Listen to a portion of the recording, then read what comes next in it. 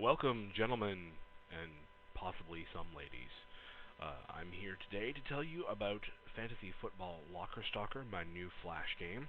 I was not initially planning on releasing it for public consumption. It was intended as a gift for someone, but he enjoyed it so much that he encouraged me to release it so that more people could appreciate the work I put into it, and that sounded like a good idea to me. So this is mostly going to be a quick tutorial on how to play Locker Stalker, and I'll give you some secret information at the end, so stick around for that.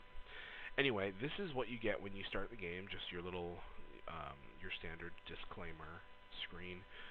This game is completely free, by the way. You can get it from my website at bigfingers.ca. It's available on the download page for free. So if you want to try it out, go for it. But only if you're old enough. No minors, please. Anyway, we're going to click here to start. And here we have the title page. The objective in Locker Stalker is to take photos of the Vegas Jacks, a fictional professional football team.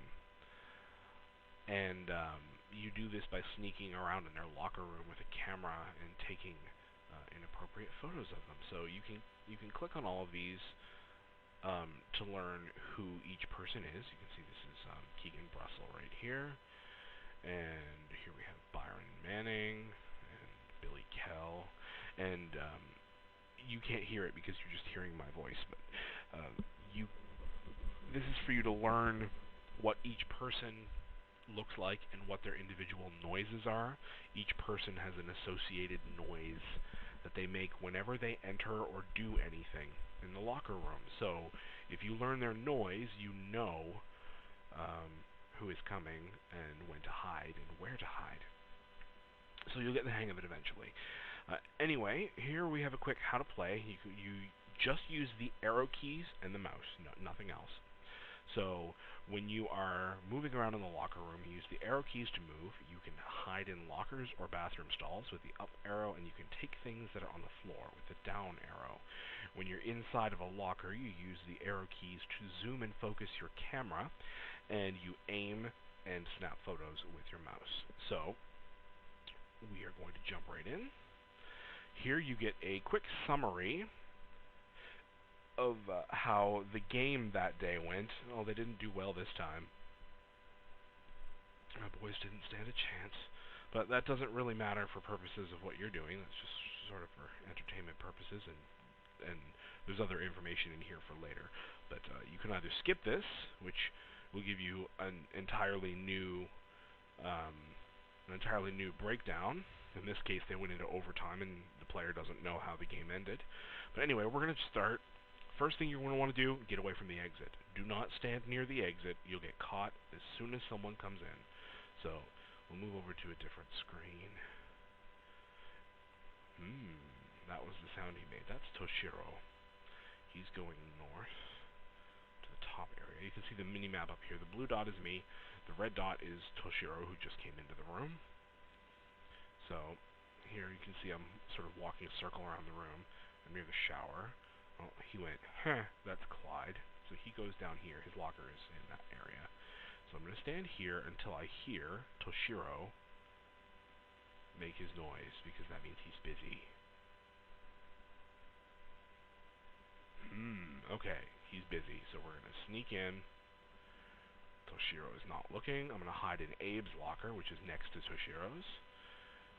And then I'm going to take a picture of Toshiro by clicking down here where it says Toshiro is undressing. Click there, and then you will focus the camera on Toshiro and what he's doing. So using the arrow keys to focus, I use the aim circle, like oh, he's changed, moved to a different spot. Click him again. So we're going to focus in. This is like a joystick you use to aim your camera. And we'll zoom out a little bit. And then we're going to snap a photo of Toshiro. So we don't want to leave the locker just yet, because he could finish undressing at any moment, and that would be dangerous for us. We don't want to get caught. So we'll just wait. You can see there are people moving around the locker room. Up here you can see your nerve gauge. This is how steady you are When your nerve gauge runs out, your camera will start to shake, and you will be disqualified for any achievements on that particular playthrough. So keep your nerve gauge high, and I will show you how to do it by stealing underwear.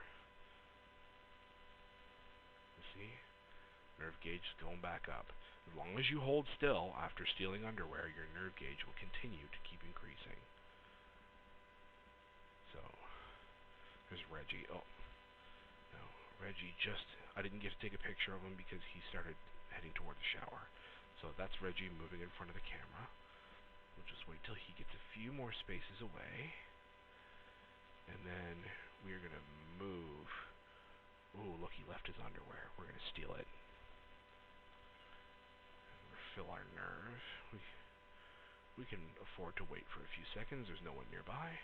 Okay, now we're going to book. Someone could enter the room at any moment, so I'm going to wait and make an escape after someone has just entered the room. So that way there'll be a little bit of a break. So I'm going to sit here in Sans Locker. That's Bato. He's going down. So I'm going to head for the exit now because Bato just came in. Boom, I'm out. Easy peasy.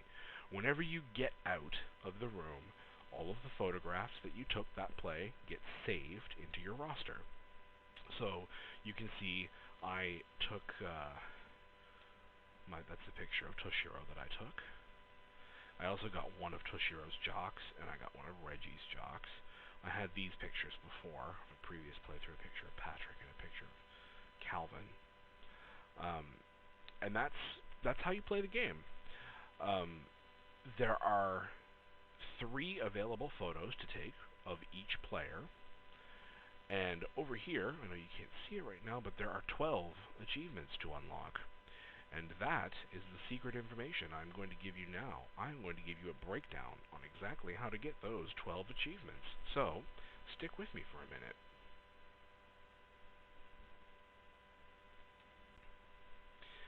Okay, so here you can see that we've got our achievements. I have hacked into the game to unlock all of them immediately. But we're going to just quickly explain what you need to do to get these achievements. So here we go. Achievement number 1, chicken out. Leave the room immediately before any of the jacks enter the room. Piece of cake. Achievement number 2, good run. Leave the room after 5 jacks have already left the room. It's pretty self-explanatory, I think. Number 3, overtime. Leave the room after 10 jacks have left the room. Number 4, last man standing. Leave the room after all 21 jacks have left. Now remember, you get disqualified for achievements if you ever run out of nerve. So this means you have to stay in the room and not get caught and not run out of nerve at any point until all 21 jacks are out of the room. Harder than it sounds. Achievement number 5. Close quarters, see 3 jacks in the shower at once. Number 6, gentle judgment. Get caught by Roy Grant in his locker after stealing his jock on that same run. Number 7, my favorite pair. Collect 5 of Clyde's jocks between multiple playthroughs. Of course, he only has 1 jock on any particular playthrough. A carnal connoisseur, collect 50 jocks. This is, of course, between all playthroughs, and it doesn't matter who it belongs to. I was just leaving. Get caught by the first jack who enters the room.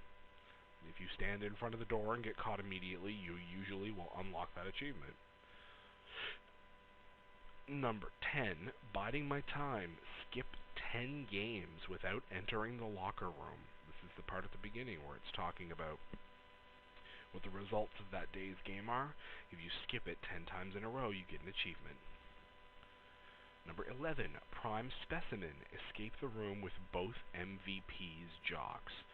This means the people who are listed in the beginning, the people who are named in the summary of the game, you need to get both of their jocks in one run and escape. Again, without losing your nerve. And the last achievement, number 1 fan, collect at least 1 jock and all 3 A-ranked photos for each jack. That means you have to have an A rank of every available photo in the entire game and at least 1 jock of every player. That is the end game achievement, and I will explain what the rewards for these achievements are. You'll notice I didn't go into these 4 on the top because these are bonuses. This first one is unlocked automatically when you get achievement 5. This one is when you get achievement 7, when you get achievement 8, and achievement 9, and so on and so forth. So sometimes you'll get multiples of these all at once. It's entirely possible to get more than 1 achievement on a single playthrough. When you get an achievement, and I'm not going to show you just now, but each achievement, well, here you can just see a quick, it brings up a picture of Lee eating a hamburger. Each one of these achievements has a little comic style cutscene associated with it. So when you unlock each achievement, you get another cutscene, and each cutscene explains something about some of the members of the team. When you unlock the 12th and final achievement, you will get a second part to all of the cutscenes that you have unlocked already. So essentially, finishing this gives you the to be continued second half of all of the stories that you've collected through the achievements. So I'm hoping that means that people will be encouraged to actually get that one. Anyway, that's the secret information I said I was going to give you. Thanks for sticking around. Please try the game. Consider buying a support credit on townseed.ca if you enjoy the game. It means a lot to me to have you guys support my indie game work. And yeah, thanks for watching. Thanks for playing. Have fun. Happy snapping.